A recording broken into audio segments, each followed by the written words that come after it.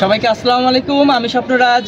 পায়ে হেঁটে টেকনাফ থেকে তেঁতুলিয়া ভ্রমণ সুবাদে এই মুহূর্তে আমি তেঁতুলিয়ার তেঁতুল গাছ তলায় আছি। দীর্ঘ 35 দিন পায়ে হেঁটে 1000 কিলোমিটার পথ অতিক্রম করে টেকনাফ থেকে এখন আমি তেঁতুলিয়ার তেঁতুল গাছ তলায় আছি। মানে সাকসেস। আমার অনেক দিনের একটা ইচ্ছা ছিল বাংলাদেশের দীর্ঘতম রাস্তা। আপনারা জানেন যে 1000 কিলোমিটার এই পথটা হাঁটবো। তো ইতিমধ্যে আমি আমার স্বপ্নটা সত্যি করে ফেলেছি। আমি খুবই আনন্দিত।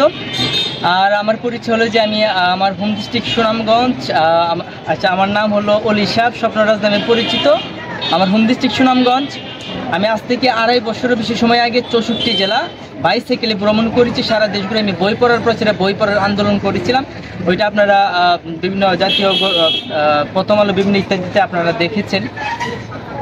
আর আমার হাঁটার অভিজ্ঞতা যদি বলি, আজ থেকে 1.5 মাস আগেও আমি 71 দিনে 26টি জেলা হেঁটেছি এবং গত বছর আমি 45 দিনে 19টি জেলা হেঁটেছি। হলো আমার হাঁটার অভিজ্ঞতা। আর বর্তমান টেকনাফ থেকে তেঁতুলিয়া হাঁটছি হলো এই বইটির প্রচার আমি হেঁটেছিলাম।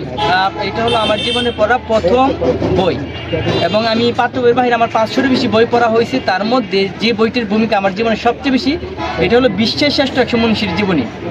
হ্যাঁ, তো আমি এই বইটির প্রচার করেছি। আমি চাই এই বইটি সকলে পড়ুক, কারণ এই বই যদি আমি না পড়তাম তাহলে আমার 500-এরও বেশি বই পড়া হতো না।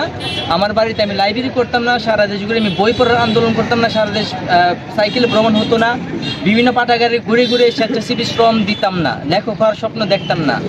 হ্যাঁ, তো এটা হলো যে আজকের যে আধুনিক পৃথিবী গড়ার পিছনে যে 100 জন মানুষের অবদান সবচেয়ে বেশি, তাদের সংক্ষিপ্ত জীবনী কর্ম।